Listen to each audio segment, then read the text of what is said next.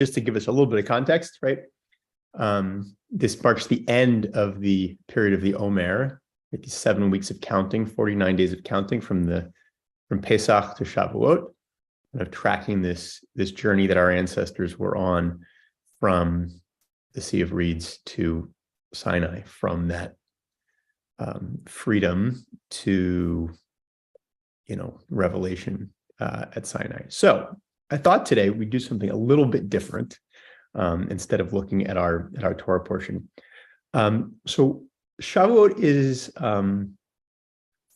a festival, is a holiday that has come to be associated for many with converts and with conversion to Judaism, because it's customary to read the book of Ruth on Shavuot, which tells the story of Ruth and Naomi, and sort of chronicles, in many ways, the first conversion to Judaism. And so it's become, and it's a time of year in which, I don't know, some would teach it's particularly auspicious. If one is thinking about joining the family of the Jewish people, this is a particularly auspicious time of year to do that, I suppose. And I think also there's the symbolism, the metaphor of the Mount Sinai moment, experience, if you will, as really being our people's, our ancestors, conversion, as it were, to Judaism, of accepting the Torah, right? And so all the more reason that it's an appropriate time of year to welcome new folks into the family. It's also one of the reasons, incidentally, why the Reform movement, when it created the ritual of confirmation, borrowed it from Protestant Church, it generally tied it to Shavuot, right? As this, young adults, 15, 16, 17 years old, accepting Torah as being something that is, or confirming the Torah as something that matters to them in their lives. What more appropriate time of year to do that than around Shavuot, right? When we celebrate our people making that same decision. So with all of that, some of us, I think maybe everybody here knows, that one of the things that I've been privileged enough to do in my many years at the temple is spend a lot of time with people who are looking to become Jewish and looking to learn more about Judaism. And in the last 5 or 6 years, the shape that has taken or took is creating a program we call Choosing Judaism, which is our version of a opportunity to learn more about Judaism and potentially become Jewish. And it's different than many other programs, but the long and the short of it is it means that I spend a lot of time with people who are not Jewish yet. People who are coming to Judaism in many cases for the first time, know maybe something, maybe a lot, in many cases nothing. And we've now had about just south of 300, I think, folks come through that program. And what's been interesting selfishly for me is I've had the opportunity to sort of see Judaism in a very different light through the eyes of these potential converts, and now in many cases Jews. And I thought that what might be interesting to explore a bit today are some of the things that I feel like I have rediscovered or have discovered for the first time through the eyes of people who are not, Rabbi Leader likes the expression, I don't know who discovered water, but it wasn't the fish.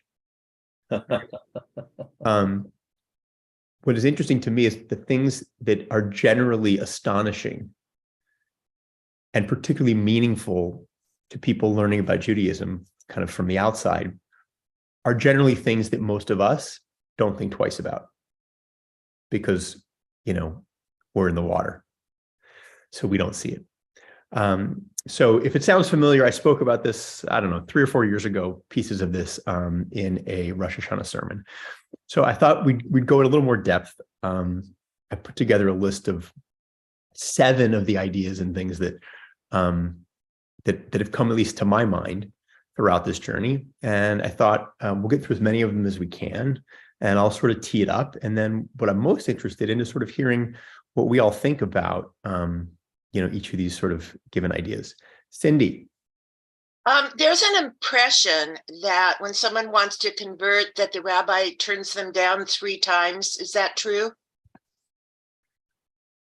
Great question, which also sparks something else I realize I should say. I'm making the assumption that all of us know and understand what the process is if someone wants to become Jewish, and that's an assumption I shouldn't make.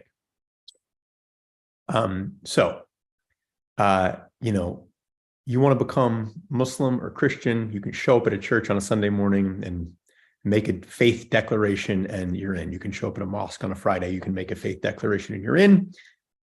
And we make you take a class, right? So Jewish.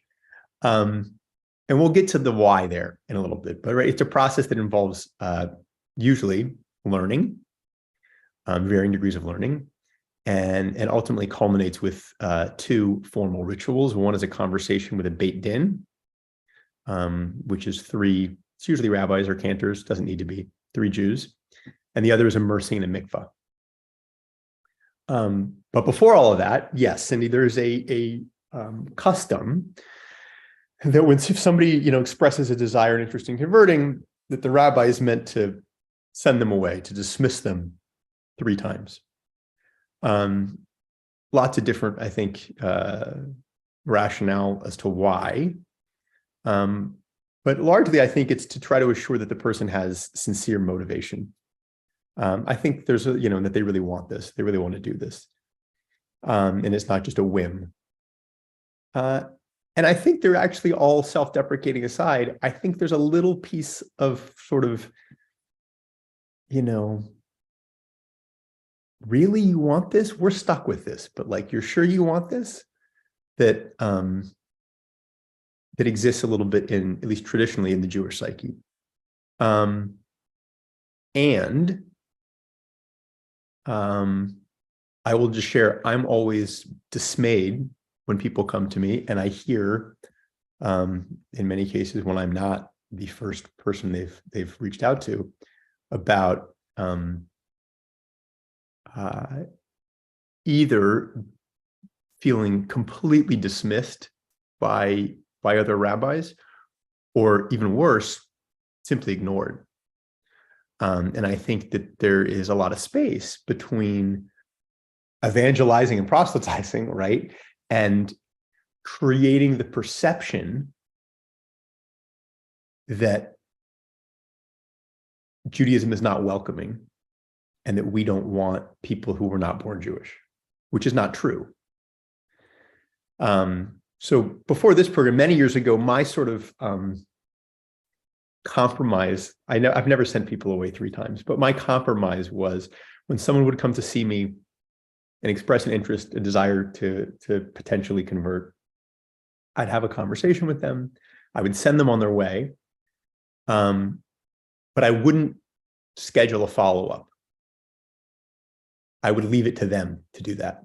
When ordinarily, if someone comes to meet with me and we're going to meet again, I back when we met in the office all the time, I would have them, just like the physician, right, make a follow-up appointment before they leave.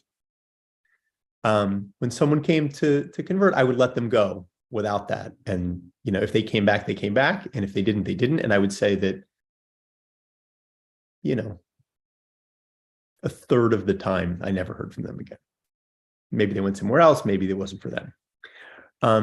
But I think there is this very interesting dynamic, which is there are many people who think that you cannot convert to Judaism. They're Jews, I think they probably think that. And there are a greater number of people who think that, well, maybe you can, but either I'll never really be Jewish, right? Or it's not, they don't really want me. And I think that we are living in potentially the only time in all of Jewish history in which Jews and Judaism have ever been in a position to actively welcome people who are searching and looking for greater meaning and depth in their lives, who think that Judaism might be a place for them. We're never going to go out and proselytize, right? I remember years ago, Rick Warren, for those who know, who's a mega pastor of Saddleback Church in Orange County, and a bunch of his folks were up in town talking to our clergy about a project they were hoping to get off the ground in Hollywood. And one of them said to us, I'll never forget this. He said, Rabbi, we know that you don't proselytize and evangelize. He said, I got to tell you, I don't get it. And I got really uncomfortable, right? Really uncomfortable. Oh God, here we go, right? And he said, look, you're a rabbi, right? I said, yeah, last time I checked. He said, so clearly you think Judaism, has something to offer the world, is something important and meaningful. I said, of course, devoted my life to this.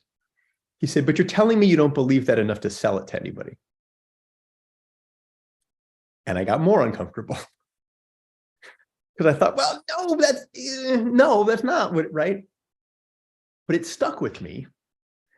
And I made a note to myself in that meeting that, of course, like most things, I did nothing with for years. But the note was, what would an evangelical Jew look like? It's not Chabad. Because there are evangelical Jews who evangelize to other Jews, right? But what would it look like? Obviously, we are never going to be, going door to door. We're never going to do what some of our Christian brothers and sisters do who are out there evangelizing. But again, there's a lot of space between we're sending you away 3 times and not returning your phone calls and out there actively evangelizing.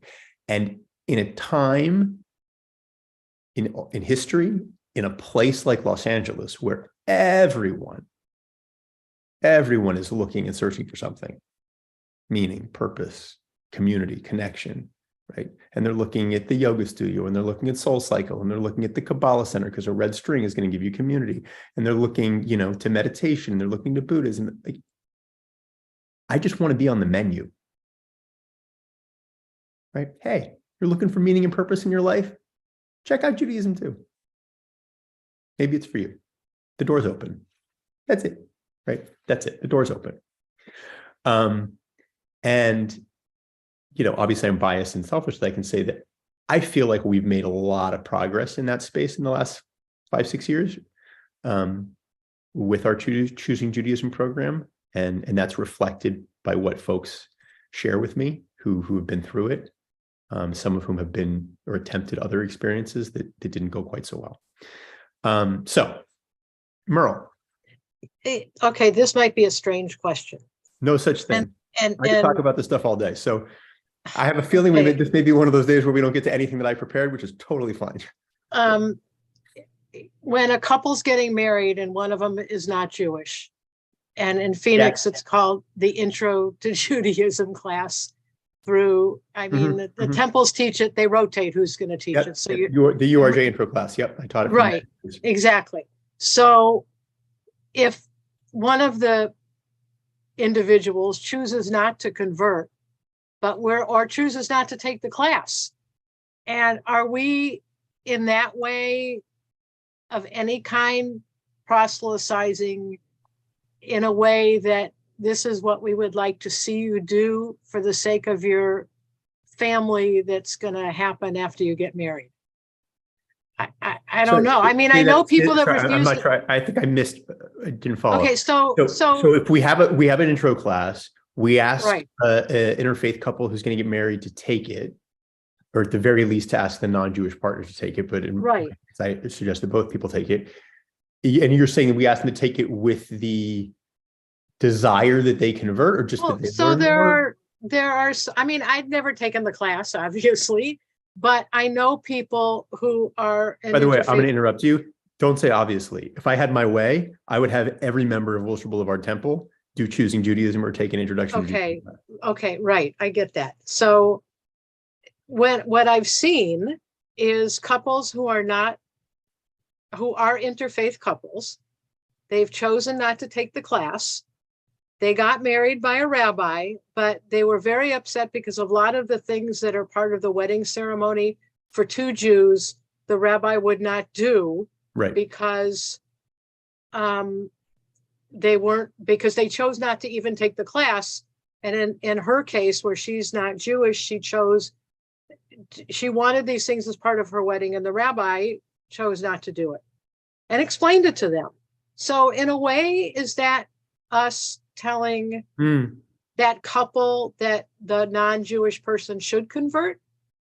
Or, I mean, some of the things she does for holidays. That's a great question, right? So I think that, and I'm going to try to venture into this territory without opening an entire conversation about officiation at interfaith marriages and weddings, but we'll see how that goes.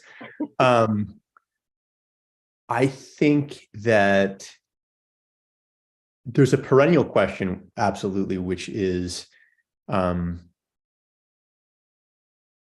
how do we welcome interfaith couples into our communities? Okay. And what role does officiation play, right? So there are people who, will take a class, do this, do that. They want Jewish ritual in the wedding for whatever reason. The rabbi may or may not be comfortable with that. And that then alienates that couple from the synagogue, from the rabbi, and maybe from Jewish life altogether. There are people who make that argument, certainly. On the flip side, and I see a bunch of hands, we'll get to them in a second. I don't think this is a secret, right? There's a policy at Wilshire Boulevard Temple that none of our clergy officiate at weddings in which both people are not Jewish. And some people, support that. Some people are indifferent to it, and many people are challenged by it. And I will share, I don't think I'm betraying any confidences. I will share a conversation I had with my dear friend and colleague, Dennis Eisner, who many of you might remember, who was a rabbi at the temple for a long time. And this was shortly after he had left the temple, and he was senior rabbi at a synagogue in the San Francisco Bay Area at the time, where he was now officiating at interfaith ceremonies. And I asked him, I said, what's it like? What's it like? How is it different? How's it going? And he said, it's great. He said, I've been burned a couple of times by people who told me they were going to, raise the kids Jewish, whatever, and they didn't. He said, but I do far fewer conversions. Now, take that for what it's worth. And I don't believe that we ought to be, using officiating at someone's marriage as leverage to try to get them to convert. I don't think that is appropriate. However, I think there's a tremendous amount of beauty and power in a Jewish wedding, in the rituals of a Jewish wedding. I remember, as odd as it may seem, I'm a rabbi, I remember vividly, most of our wedding, Ashley and my wedding was a blur, but I remember vividly, moments after stepping on the glass into the chuppah, having this sense of, wow, all the ritual, it just worked. Like, it just works. And I mean, I know that, but I had never really felt it in that way. So I think for many people, a Jewish wedding that they are engaged in learning about and planning, may be the most Jewish experience they've participated in or been a part of, perhaps since a bar mitzvah, and can be the catalyst for, Jewish engagement and Jewish home and all these things to follow. And, we can debate all day as to whether or not a Jewish wedding is a Jewish wedding if everybody under the chuppah is not Jewish. I see a bunch of hands, so I'm not gonna keep rambling. Gary, and then I think Susan and Douglas and Cindy. Gary, let's start with you. You're muted. I pressed unmute and it didn't unmute. Okay. I have 3 quick points. One, I am going to Chaban tonight, but primarily because they're offering 15 flavors of cheesecake. So it's a positive one. That's a good reason to go. Just I saying. actually worked with Rick Warren and his staff at one point when I was with Synagogue 2000 consulting project. And the one thing that was interesting about their proselytizing is if you come to their service on a Sunday morning, you pull in their parking lot, they ask you to turn your lights on if you're a guest. And the guests park right next to the building. It is. I'm going to jump in because I had heard about that. I've been there in the heyday. It is, I mean, incredible. Not just your headlights, right? There's a whole separate driveway for people who are there for the first time. Right. You park right by the building, and this, while a little creepy, is also amazing. You are greeted by people who look like you. Meaning, let's pretend I show up with Ashley and, not the baby, and 2 of our kids. We get out of the car. We start walking up to the front door. A family about our age with 2 kids will approach us and welcome us. So the first people we meet and see are like us. And so our first thought is, oh, there are people like me here. And compared to your typical suburban synagogue where, Joe, the 84-year-old usher with the carnation, greets the new young family who's moved to town. And their first thought is, oh, it's a lovely synagogue, but it's clearly from my grandfather. Right. Or as Ron Wolfson once said, he went to do a talk on visioning new synagogue practices for membership. And he walked in and took a seat in the synagogue. And about a half an hour later, a guy walked up, tapped him on the shoulder and said, "You're sitting in my seat." Right. But back to the conversion thing real quick. Have you ever been in a situation where right before you were going to do a conversion, you made the decision not to do it because something told you in that last session, no, this is not a good fit? Ooh, great question.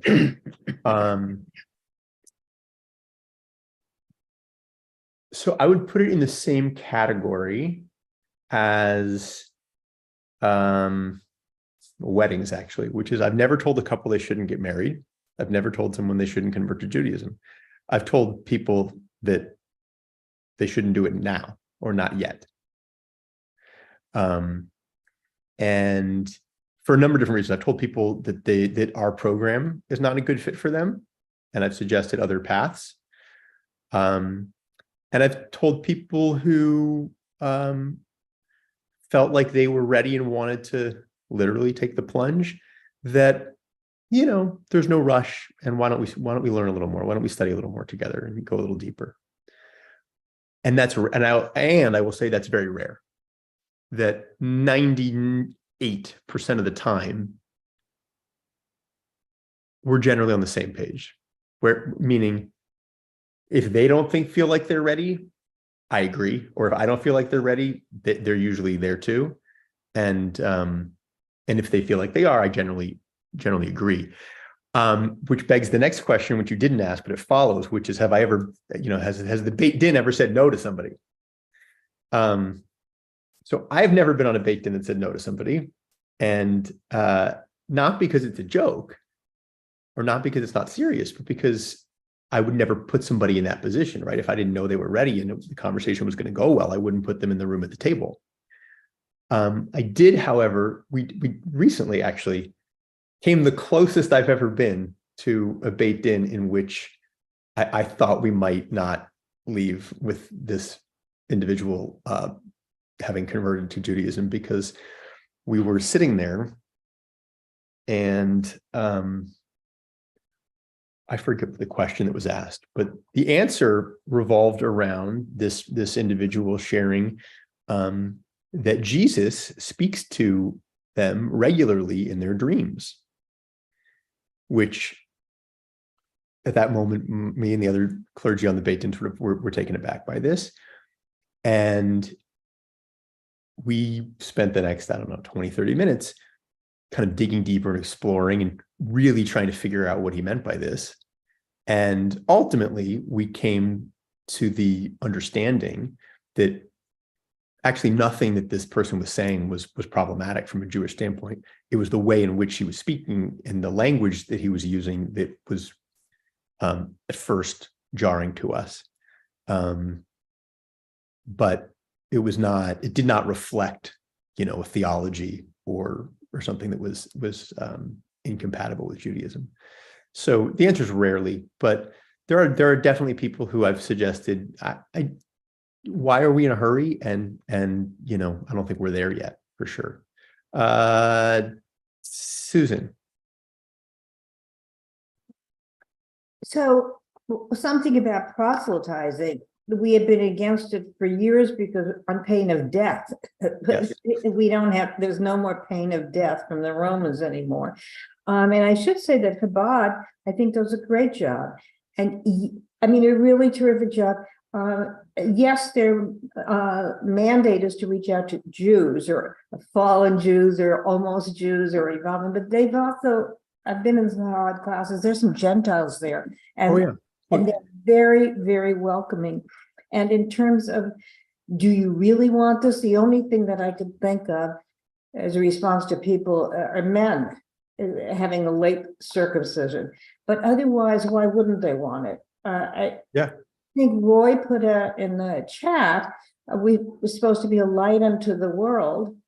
We have to show it and welcome others into the light. And then the last thing I want to say, I'd like to hear what you have learned, as you said in the beginning, from those who are converted and we would take for granted. And I think Brad in his chat said, what are the 7 principles? So can we get to that?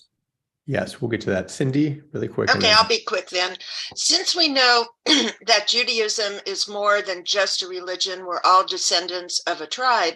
When we do the DNA test for Ancestry or 23andMe, I came out as Ashkenazi Jew. I don't think any other religion, their religion comes up in their DNA.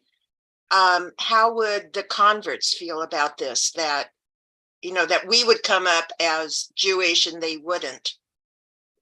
Well, so I would say it's a great question because I get the flip side of it too, right? Which is every single cohort of choosing Judaism, halfway through, someone takes me aside and says, Rabbi, I just did a 23andMe and I'm 68% Ashkenazi Jew. So do I have to take the class? And I usually say respectfully the same thing, which is great. But no, you're not Jewish because you don't know anything. That's like me saying, well, I'm Lithuanian. Well, I guess by some genetic ancestry, but not really, So I think, and I would argue that is a genetic marker of ancestry. I don't think it has any religious significance. And it does speak to the age-old question, right? Is Judaism a race? Is it a religion? Is it an ethnicity? Is it right? The answer being yes, right? That it's many things. Kaplan famously said that Judaism is a civilization, which is the metaphor that resonates best with me. Daniel Hartman talks about Judaism being a house with many rooms, right? There are many, many different ways to think about it. So I would say that it's almost irrelevant, the genetics, I think. And I will point out that, ours is a tradition in which 2 Jews, 3 opinions, right? That, there's 1,000 different reasons why you break a glass at the end of a wedding and they're all right and they're all wrong. And the tradition is crystal clear when it comes to conversion. One, there's really no such thing as a convert. There are people who are Jewish and there are people who are not Jewish yet. And once you become Jewish, You are Jewish, period. Full stop. No second-class citizens. In fact, many of us probably know this, right? You're prohibited from ever reminding someone who was ever not Jewish that they were ever not Jewish. Most certainly for outing them, if you want to think of it that way. Right? The rabbis talked about everyone who was ever Jewish was at Sinai in this moment that we celebrate today on Shavuot, right? And that everyone who ever becomes Jewish was born with a Jewish soul, that it just takes some of us a different path to uncover it. That one, by the way, I will say, it was more than just poetic. Just in my experience, 9 times out of 10, what I hear from people, either at a Beit Din or on the other side of it, is that the more they learned about Judaism, that it really wasn't about taking on something new and a new belief system and a new, ideology or theology. That the more they learned about Judaism, the more they realized that it was actually an articulation of what they already believed and how they already saw the world. They just didn't know that was Jewish. And it gave them a framework in which to place, largely how they already felt, which I think kind of speaks to that same notion. The other piece is that, for better or worse, according to the rabbis in the Shulchan Aruch and in the legal codes, mikvah equals conversion. That's it. You immerse in a mikvah with the intent of converting, you're Jewish. You don't have to know anything. You don't have to learn anything. You don't have to study anything. We just, gin all that up because we think you should know something if you're going to become Jewish, right? And because I went pretty deep into this because our program is shorter, more intensive, but shorter. And in preparation for people, offering critique of that, I wanted to do the homework. There's nothing that says, Merle, it has to be an 18-week URJ intro class, right? Or 20 weeks, or 6 weeks, or 8 weeks. So I think that,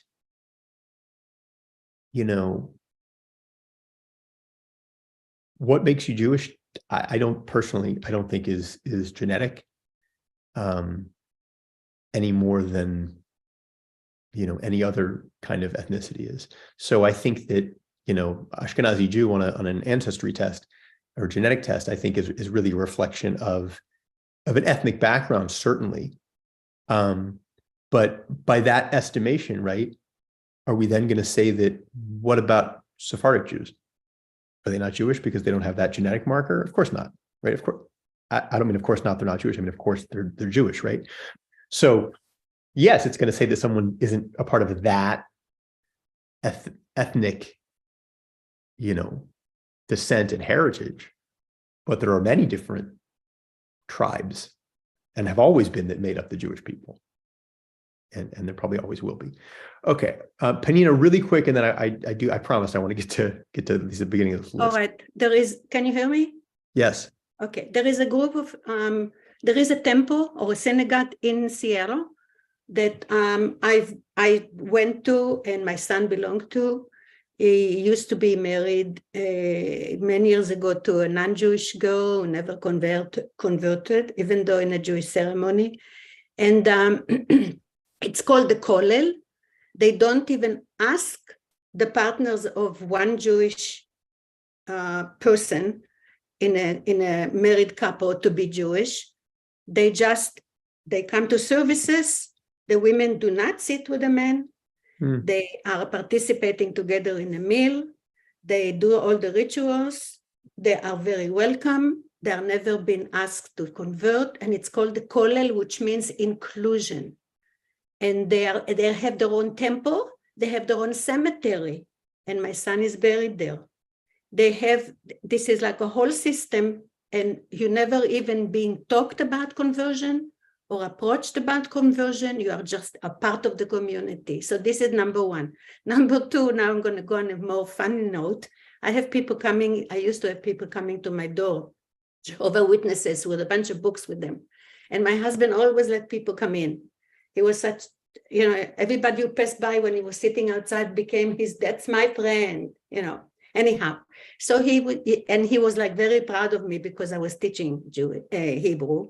So he would say, okay, you'll have to talk to my wife. And they would come with a stack of books, and then they talk, they ask questions, we talk, and then they want to leave me books. And I said, don't leave me the books, because you know what happened to the first 10 commandments that Moses did? They were broken and thrown away. So don't leave me your books, because I'm probably going to throw them away. And thank you very much. And they would go home. So that's that. So I'm gonna Douglas, you've been so patient, and then I'll get to my list. How rigid is Wilshire on requiring the rituals of mikvah and circumcision and bet din? Good question. And I'll answer them separately because they're not all, at least for us, they're not all the same. Mikvah and Beit Din are non-negotiable. If anybody's ever heard that, Reform conversions are not recognized, but that goes back 30 years ago, 40 years ago, when, to my knowledge, the overwhelming majority of Reform rabbis did not take people who converted to the mikvah. Now, there are all sorts of reasons for that. One being that there weren't really any mikvahot that were open really to non-Orthodox Jews. There is the ocean, but it's cumbersome. Now we, for another few months anyway, have a egalitarian mikvah here in Los Angeles. It's the only one in the southwestern U.S. for the moment. And today, I don't know a single. And as I just said, right, the codes say mikvah equals conversion. So I don't blame most of the rest of the Jewish world for saying that's great that you learned a bunch about Judaism, but your rabbi didn't take you to the mikvah and you didn't have a beit din. You didn't do it. You didn't finish. I would agree with that. Now, today, I don't know a single Reform rabbi who wouldn't require a conversation with a beit din and a mikvah. Circumcision is certainly in the traditional Jewish world is the same, is a requirement. And there is, for those who don't know, without getting into too much detail, there is a analogous ritual procedure for a man who is already circumcised but is not Jewish and is converting to Judaism. I will say, so I get to sort of play the game, which is that I don't really have to have an answer because I've never quite encountered it, which is to say that I strongly encourage men who are converting to Judaism to participate in a ritual, whether it is Hatafat Dam Brit, which is the ritual I just alluded to, or Brit Milah, circumcision. And I would say that the overwhelming majority do, and I was recently with someone who underwent adult circumcision, which it just is certainly not something to take lightly. And, believe it or not, it's outpatient surgery. Yeah. And this gentleman reflected to me after the fact that, he wasn't meaning to trivialize it, but that it was far less of an ordeal than he imagined it to be. And it's interesting because it is one of those things, one of the challenges, I think, writ large for us as Reformed Jews is that because we are in a dynamic relationship with Jewish law, right? Meaning that we interpret it as we deem appropriate for our lives in the world in which we're living, in the time in which we're living, which is, I think, is appropriate and wonderful. But what that means is that when we choose to hold a line somewhere, it's difficult for many people to understand why. Right? Well, you're permissive and flexible about, kashrut. So what right do you have to tell me I have to, undergo Brit Milah? Right? Or, right, because we're not in the business of saying this is what the law says, right? on the rare occasion that we do say that, it becomes, I think, more challenging, one, to defend, and two, for people to accept. Yeah. And look, part of any community is there are lines and there are boundaries. And interestingly, the conversation that I have far more around Brit Milah, it is not controversial, but the conversation that I have far more frequently, in which people seem to have an opposition to it, is not around conversion so much as around babies. And a non-Jewish parent, or a parent who wasn't Jewish from the start, or in some cases, a parent who is Jewish, who, for whatever reason, is uncomfortable with the ritual for a child. So that's a whole other conversation. I do, just because I'm looking at the time, I do want to get through some of these ideas. So I'm going to go quickly. Yeah. To the best of my knowledge, the URJ does not require circumcision or mikvah, but does encourage the bit din. But it's up to the individual rabbis to make that decision. That's a great question, and I will be totally candid and say that would not surprise me. I have not recently enough to stand behind it. Looked and seeing where the movement is on that today. But you've inspired me to do so. All right. So the first one is perhaps one of the biggest ones, which is theology. Or I should probably more appropriately say theologies, because there is not one single Jewish theology, right? Think about the Shema. God is one. Doesn't say anything that one must believe about that one force, unifying force in the universe, right? Which creates the space for literally dozens and dozens and dozens of Jewish theologies. The whole 2 Jews, 3 opinions thing extends to God, right? And that is not a quirk of liberal Judaism. We could line up, four folks from Chaban, and they'll give you 6 different opinions about theology, and some of them will be far more liberal and progressive than what you might hear from somebody at Wilshire Boulevard Temple on a Friday night. And that creates the space for, oh, Rabbi, I'm a secular Jew. I'm a cultural Jew. I'm a Jew that just likes bagels and lox. I'm a Jew with God issues, whatever you want to call it, right? Fine, great. And, at the risk of belaboring the point with a story that people have heard, mostly probably because I've told it so many times, but a good friend of mine named Ryan Bell used to be a Seventh-day Adventist pastor. Hollywood Seventh-day Adventist Church is the purple one right off the 101 at Melrose. Grew up in that church, which is conservative, but socially a very liberal guy. I met him community organizing for homeless issues. And he, at one point, I don't know, maybe 10 years ago, started to just wonder if maybe the very narrow way that he had thought about God his entire life was the only way, or maybe there was a different way to think about this. Nothing radical here. But this little intellectual conversation with himself about theology led pretty quickly to him losing his job. His wife left him. He was on the faculty at 2 or 3 theological seminaries. That ended. His life basically fell apart. And he ended up on a year-long journey that he called A Year Without God. And he had a blog, and he was on the news a bunch of times. And now he's in politics.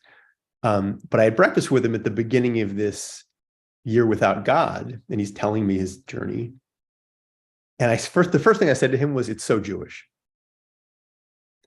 This desire to sort of explore what God might or might not be, and to question, which is another one on my list. And he laughed, smart guy, knows a lot about Judaism. He said, I know. And I said, I feel really bad for you.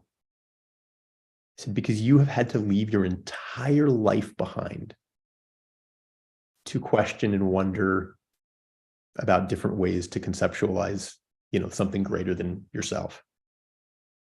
It's like Tuesday for a Jew. I mean, right? To the point that I think most of us don't even think twice about the idea that like we don't have to think X about God. But people in our conversion classes like can't quite wrap their head around initially, wait, what? Rabbi, I'm sorry, you have a religion that's not going to tell me what I have to believe? I don't understand. What do you mean? Wait, but you said this, but 2 hours ago, Rabbi Eshel said something totally different about God. How can that be? Don't you both have to believe the same thing? I don't understand. Right? We don't think anything about that, probably, right? It is like to people who come from a background in which this is the party line, this is the theology, that if you want to be a part of this religious tradition, you adopt. And which leads sort of to, because these are all connected, to another piece on my list, which is the fact that, and this underscores it, I think, for better or worse, Judaism cares far more about how we behave than what we believe. Right? Deed, not creed, was the church's ancient critique of Judaism. I agree. I just don't think it's a critique. Right? By the way, I think that's also why it's a process to become Jewish, is because it's much more about acculturation and adapting behaviors and rituals and practices than it is tell me you believe this. Right? I don't know what I would ask someone to say.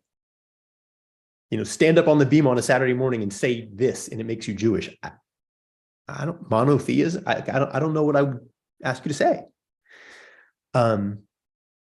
And that I think is what creates the space for, all of us Jews with God issues, right?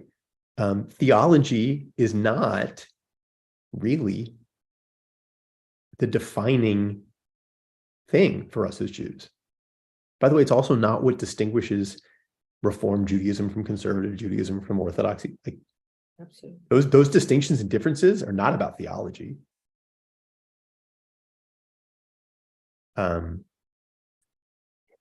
Yeah, Panina. Does the fact that the Jesus was a Jew ever comes up in the conversation? Believe it or not, Jesus comes up very infrequently. But a little What bit. did you say? I didn't I understand. said Jesus comes up very infrequently. You might expect people to ask. They don't. But occasionally. Look, it's also, just to be candid, I think in a way it's a self-selecting group, because if they're in that room, they've already, that tradition does not resonate for them. Right? They've chosen. About anybody that they believed in Islam came to you to? Ooh, that's a good question. Off the top of my head, no. But that doesn't mean that's really no. It just might mean I can't think of it at the moment. Okay. All right. So one thing on my list is theologies, right? The expanse and way of life, a way of life. Theologies. Another is the idea that we are people, actions speak louder than words. That, you can pay lip service to whatever you want, but you got to walk the walk. And how you live and what you do and how you treat people, privileging behavior over belief is very Jewish, and different than many other traditions. Community. You can't be a Jew alone, right? It's why we invented the minyan, right? Like, people are astounded when I tell them, and I tell them not to tell anyone else because I really like my job, but you don't really need a rabbi for anything in Judaism. Any Jew can marry 2 other Jews. Any Jew can do a funeral, whatever. You need 9 other people to do important things, to read Torah, to say Kaddish. You don't need a rabbi. Rabbi is like way down the list of things that, a little community would rally to get behind. You know, you need a butcher, you need a few other people, you need a cemetery, but you don't need a rabbi. You need other people, right? And think about it in the context of Kaddish, right? You have to be in a community. Here you are in pain and grief and suffering. You can't be in that alone. Mhm. Make the minyan. Be there for each other. Yeah. You know, I say all the time, you've all probably heard me say it a million times, that from my perspective, I don't think we're in the Judaism business or the God business or the religion business. We're in the community business. We'd use those things as tools to create it. You know, Okay. right. Thank you. The other one that we alluded to already, questions. Question, right? Certainly connected to theology, but connected to everything. You know, Ashley, many of you know, Ashley jokes, she went to Chaban. She went to Catholic high school in the Valley growing up. And she won the Religious Studies Award every year for 4 years, which my father-in-law takes great pride in, that the Jewish girl won the Religious Studies Award.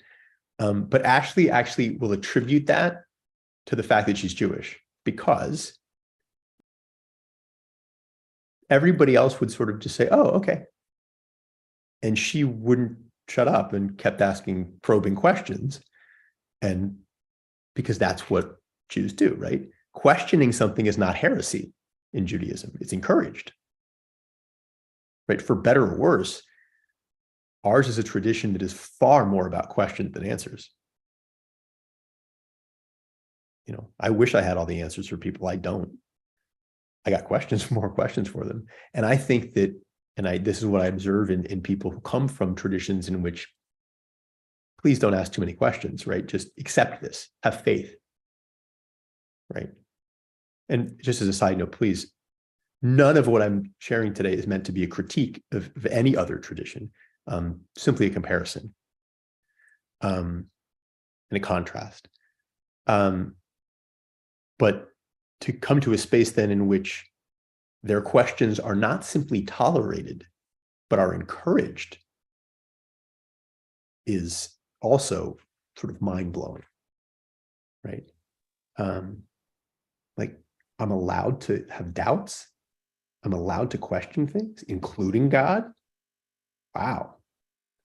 So 98% of the time, the fact that Judaism is far more about questions than answers is fantastic. And 2% of the time, we're human and we just want an answer. And it would be really nice to be able to say, yeah, well, she got sick because that's God's will. But I'm not going to say that, right? Yeah, Brad. You know, Rabbi, I totally get what you're saying about questioning and skepticism and all of that.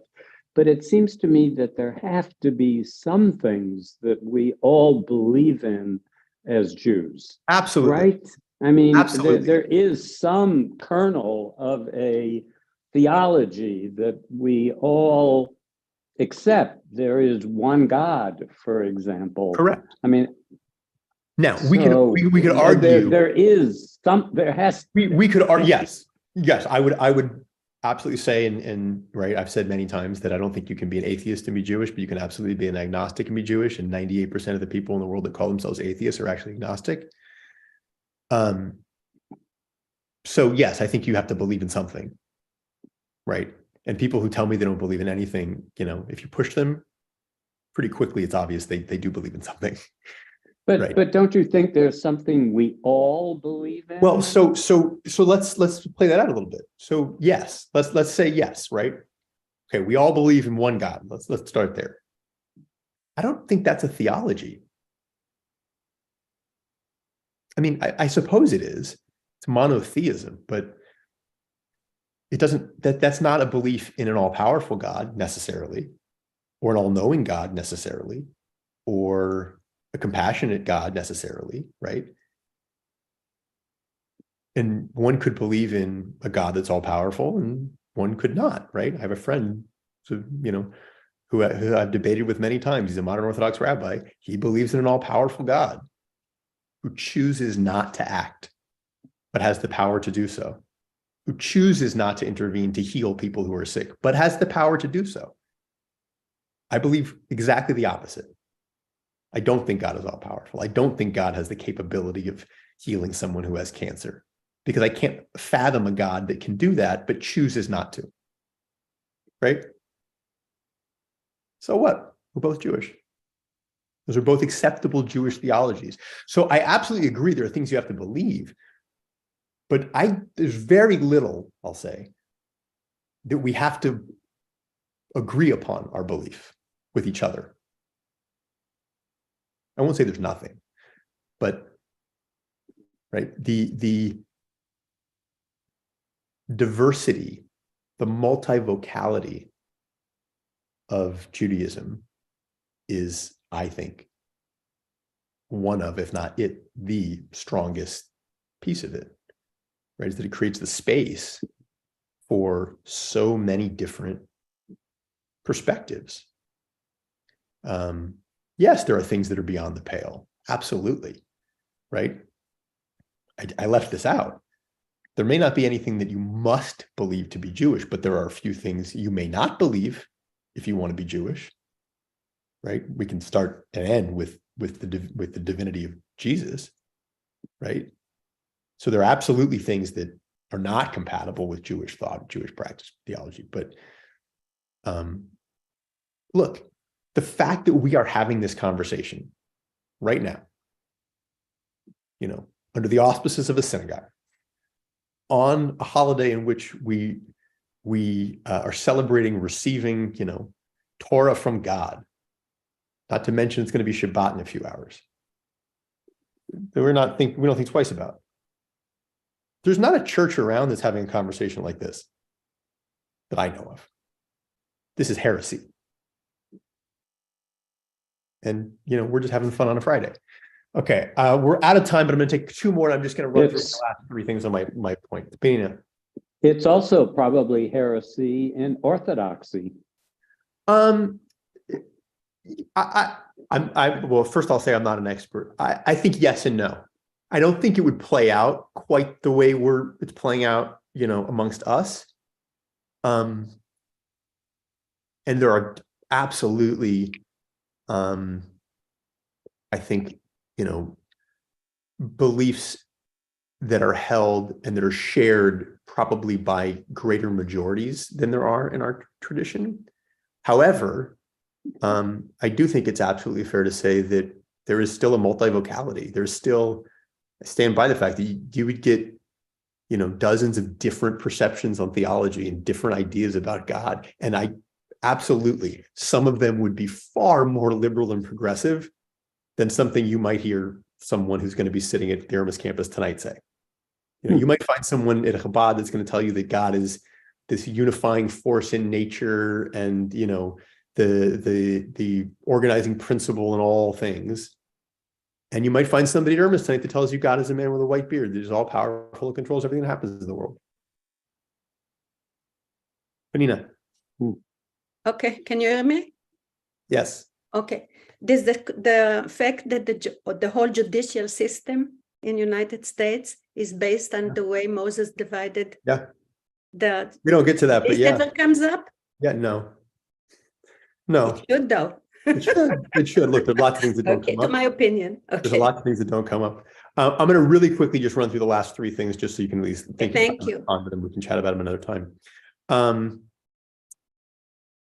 The power of ritual. I alluded to it a little bit with my own wedding, right? That ritual has power. There's very little ritual in many other traditions. Catholicism has a fair amount of ritual, but there's power in it. There's power in candles, kiddush, and motzi tonight. There's power in not just reading Torah, but reading Torah from a Torah scroll, right? Call it a ritual if you want. There's power in eating, a dozen different flavors of cheesecake tonight. Gary already hopped up, right? Power in what we do under a chuppah at a wedding. Tremendous power in all of the ritual that surrounds death, right? That ritual carries us through these things. And oftentimes, as was my experience, I think we don't really realize it or appreciate it until we're in it and experiencing it, and that ritual is carrying us. The other is the, I'll say it in two ways, the horizontal nature of Judaism. So in that it's egalitarian, which gets to what I said a moment ago about you don't really need a rabbi for anything. And the notion that if you think about it, the overwhelming majority of Jewish ritual does not take place in the synagogue. It takes place at home. Think about, Hanukkah, Pesach. Obviously, there are Pesach services, but Seders, we do them at synagogues, but by and large, it's a home thing, right? In the traditional Jewish world, services tonight are a minor afterthought. What's tonight about? Shabbos dinner, right? It is a tradition that is in large part not, about, I'll say it differently. The family table is where so much of Judaism plays out. Maybe not all of it, but so much of Judaism plays out.